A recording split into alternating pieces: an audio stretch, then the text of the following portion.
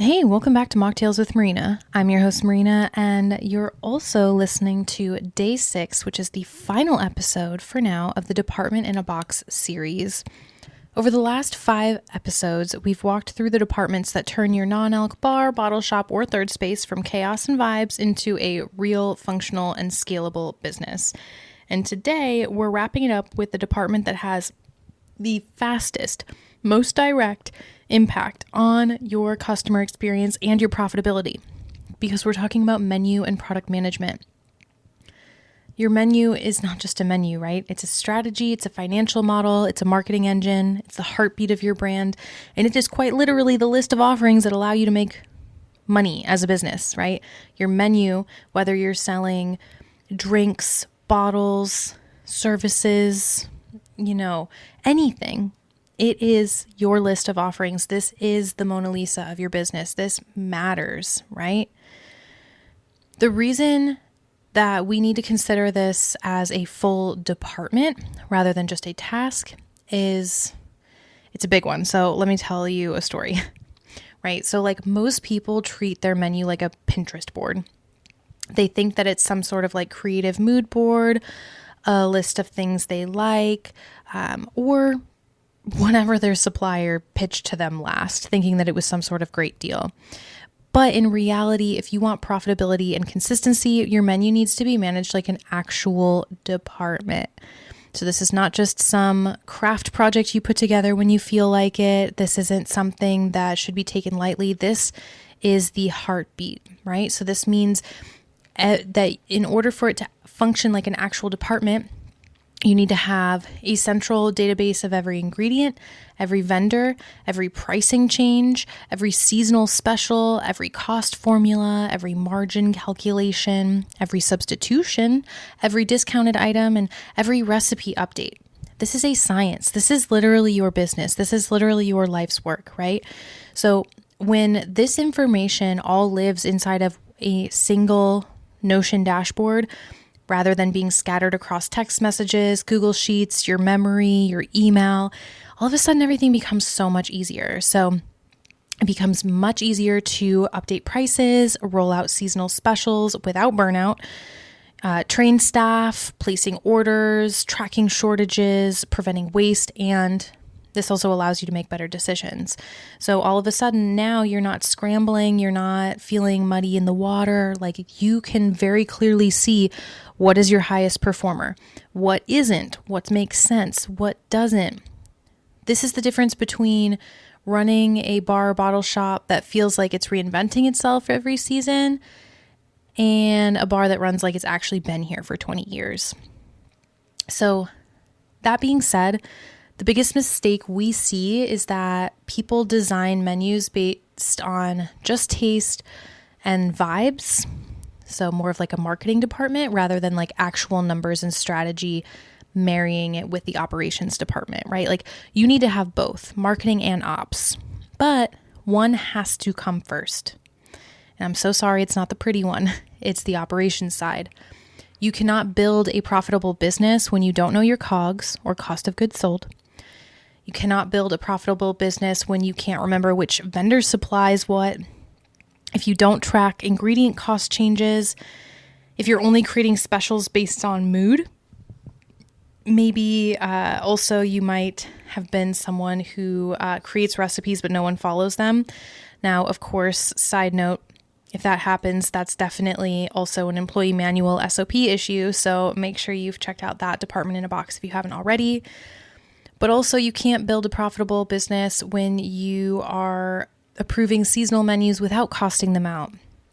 Or you let your team pull random retail products without checking the actual margins. Another thing I see again is like people just keep adding SKUs because they like variety rather than like doing actual market research. They think they're doing market research by putting it on their menu, but in reality, like unless you're checking all of that information, like are you really?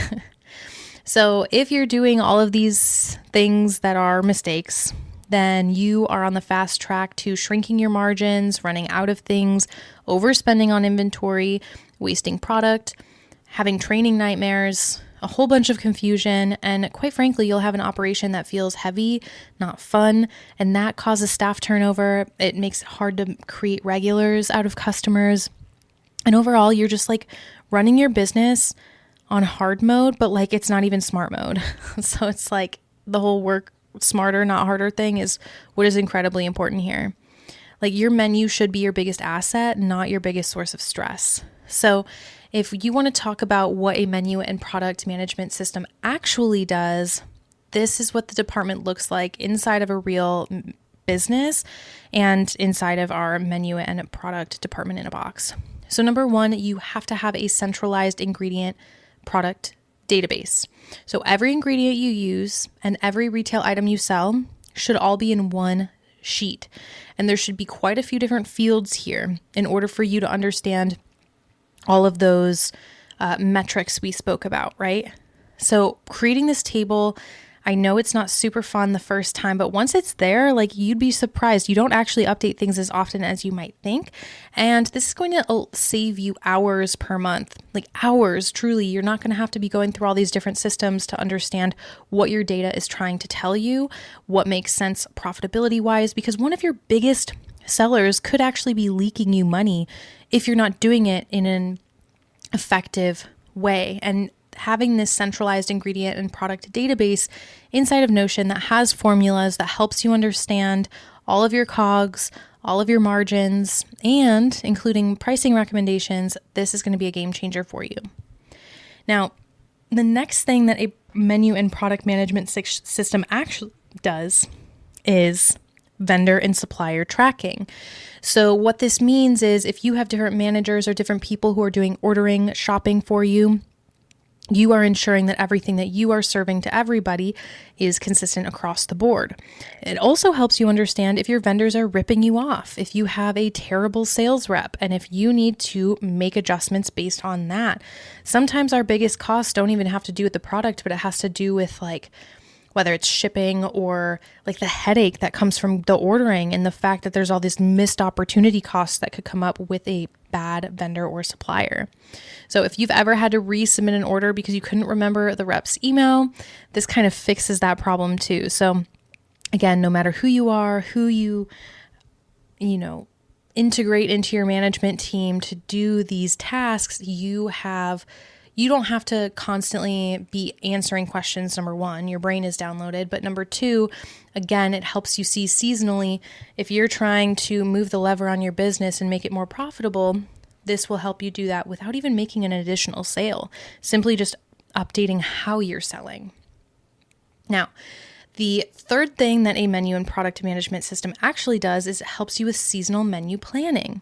So this is where your creativity and systems can start to work together. You can create seasonal products, set start and end dates, cost everything before launch, pre-approve recipes, track performance, and archive them neatly. So there's no more of this like, where's last spring's blueberry drink recipe, or no more we launched but forgot to cost it out, or no more of these we ran out of the main ingredient on day 3 situations.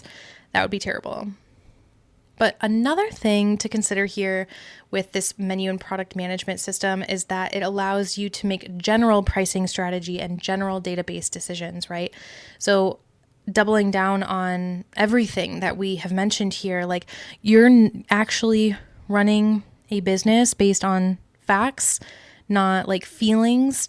And while feelings can be really helpful, I'm not like making fun of anyone's intuition here, but I am saying you need to have clarity on metrics that matter, because sometimes in certain climates, we could wake up one day and, we see something on the news or we hear people talking some type of way about the economy, and it makes us make these quick decisions that may or may not be good for our business. But if we have data, in fact, the more data we have, the more confident we can be on making these decisions.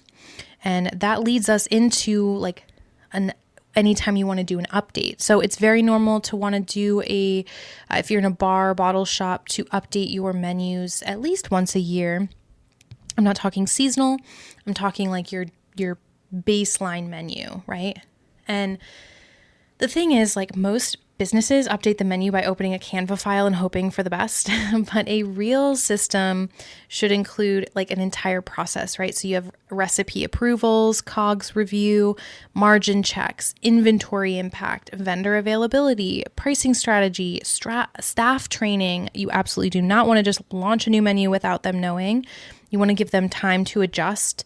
Their jobs are hard enough. They have to work at such a fast pace. So you want to make sure you give them time to integrate all the information of the new menu. You want to then update the scripts that they're using so they understand what they're selling. You also have to update the POS. You have to update your signs, anything that you have to print. You will have to have some social media promotions, got seasonal trackers. And like I mentioned, with that seasonal tracker, you also want to track general performance. So when you do all of these things in the right order, all of a sudden it becomes easy, like actually easy to launch a new menu, even though that seems so crazy and so big, especially the first time you ever do it. So the cool thing about this whole system is that it frees you up to do so many different things, right? You can create these seasonals without stress. You can experiment without breaking your margins. You can keep your menu fresh and exciting so people have a reason to come back. You can trust your staff to execute exactly as intended because they have every resource they could possibly need and they're not just reading your mind. You can stop overspending on impulse product. You can stop buying ingredients that you only use once. You can stop forgetting what sells and what doesn't. You can stop losing money without realizing it, and you can feel confident every time you make a change. But most importantly, you get your creativity back. Because when the back end is handled, your brain can finally focus on the super fun part again. So if you want the templates, workflows, dashboards, calculators, seasonal planners, the entire back end of the menu and product management department, they are all inside of our menu and product management department in a box. So you can grab it at the link in the episode description right now. And just know that this is the system that I usually build for my retainer clients.